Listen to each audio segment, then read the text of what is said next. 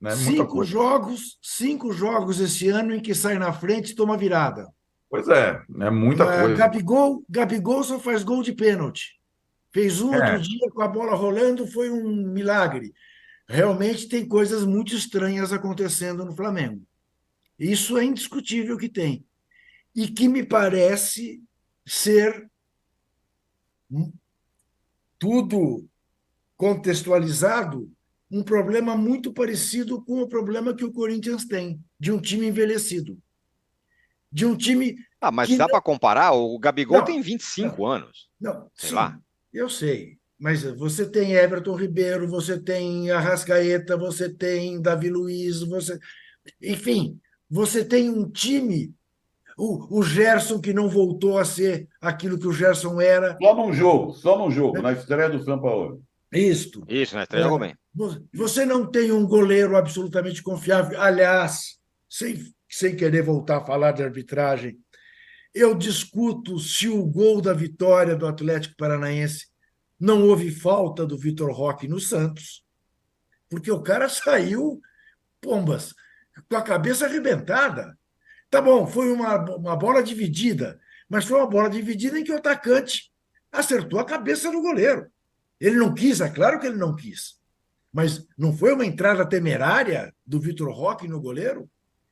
Ah, mas o Santos já não tinha cortado a bola, é verdade. É verdade.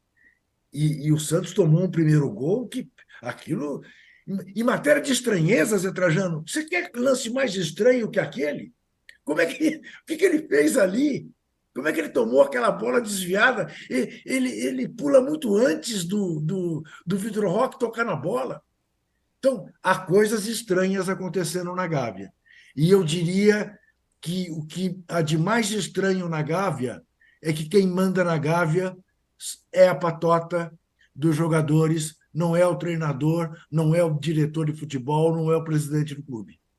Eu acho que esse é o problema do Flamengo e é um problema difícil para você resolver. Um vestiário insubordinado, um vestiário que faz rigorosamente o que O quer. Flamengo é um time que ontem jogou bem, na minha opinião, assim, lógico, tirando o mais importante, fazer os gols e não tomar os gols. O jogo em si, o miolo, né? Esses são os lances, o acabamento, né? Foi péssimo. Mas o time jogou bem, jogou no campo do Atlético, dominando o jogo, pressionando, criando situações. O Atlético tinha dificuldade de sair jogando. No primeiro tempo, até o Santos cometeu um erro crasso no primeiro gol do Atlético, e no segundo. Estava dominando o jogo, mas de novo no mata é o mesmo roteiro do jogo contra o Internacional e contra o Botafogo também teve chance de reagir. O próprio Gabriel perdeu um gol com menos de um minuto do segundo tempo, que poderia mudar bastante o destino daquele jogo. O problema do time, evidentemente, não é o técnico, não era com o Vitor Pereira, não era com o Paulo Souza, não era com nenhum deles. Nem o Dorival. O problema do Flamengo passa longe de ser o técnico. É um elenco acomodado, que compete muito pouco. O segundo gol mostra isso. O Fernandinho faz um passe em profundidade para o Kelvin. O Cebolinha chega atrasado. O Ayrton Lucas está fora da disputa. O Pulgar não consegue interceptar o passe, tampouco o Léo Pereira. Ninguém marca.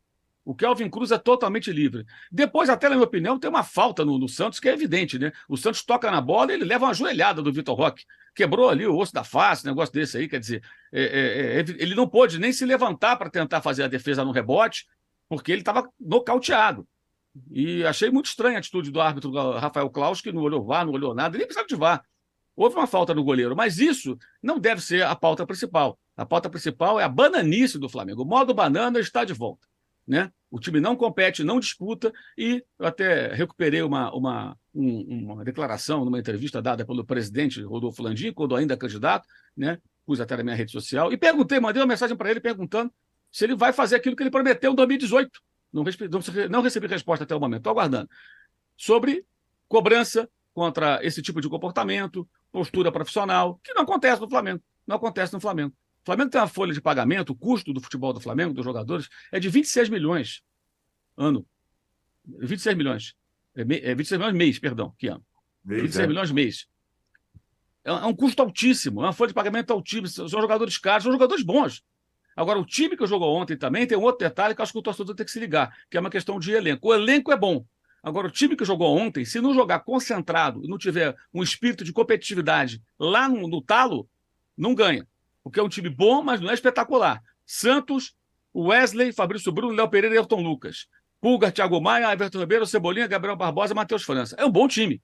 Mas não é um time com Gerson, Arrascaeta, Gabigol em forma, Bruno Henrique em forma, Everton Ribeiro mais jovem. Não é esse, com o Rodrigo Caio inteiro jogando, com o Felipe Luiz jogando, que não joga mais, está sempre machucado. É um time diferente. É um time bom, um time bom. Os jogadores são bons. Mas não tem essa supremacia técnica toda. Por quê? Porque o elenco é bom, mas quando você tem várias baixas, e aí você tem que competir para valer. Competir mesmo. E ninguém, como diz o nosso amigo André Rocha, ninguém vai entregar nada de graça para o Flamengo. O Flamengo é o time mais detestado, é o time que todo mundo quer ganhar. É a maior torcida do Brasil, é normal que seja assim. E ganhou títulos importantes nos últimos tempos. E tem também essa coisa, o Gabigol provoca os adversários, então não tem nada contra provocar o adversário, mas segura a onda. Tem horas e horas. Então, tudo é muito desorganizado, é muito bagunçado, o jogador faz o que bem entende, ninguém é cobrado, não existe cobrança profissional, não tem nada. Fica por isso mesmo. Agora, é claro que tem só 4 rodadas e pode muita coisa acontecer, e talvez alguém amanhã já queira pedir, já deve ter gente pedindo a saída do técnico, que não tem nada com isso. E ele estava até bem desconfortável ontem, o São Paulo, depois do jogo, me pareceu, na coletiva, porque o que ele disse faz todo sentido. Falei, cara, o Flamengo está dentro do campo do adversário, dominando o jogo, apertando. O adversário com dificuldade, o Atlético sai jogando. Não faz os gols. 2, 3 ataques do Atlético, o Atlético faz o gol e vira o jogo. E o Santos é um goleiro que não é espetacular, mas também não é péssimo goleiro. É um goleiro de bom nível que está numa fase muito ruim. E aí eu acho que o erro do São Paulo é insistir nele. Já deveria ter trocado pelo Matheus há algum tempo. A fase é ruim, está inseguro, e o gol, o primeiro que ele tomou ontem, acho que reflete isso. Uma saída de gol totalmente estapafúrdia, que igualou um placar no momento que o Atlético nem estava ameaçando o Flamengo, e o Flamengo recoloca o time adversário no jogo. Eu acho que passa por aí. Agora, a culpa não é só dos dirigentes, não. Acho que é dos dirigentes, principalmente. Do técnico não vejo nenhuma do que está lá, acabou de chegar. E dos jogadores. Os jogadores não competem, eles se acomodaram, eles aceitam a derrota, e o clube passa a mão na cabeça, porque não cobra. O que eu falo é cobrança profissional. O ambiente não é de cobrança profissional, é de paternalismo com jogadores acomodados que custam muito dinheiro, e isso tem que ser dito, isso tem que ser observado. Mas o torcedor, especialmente da Fla-Mimimi, ele só fala do técnico, só quer trocar de técnico.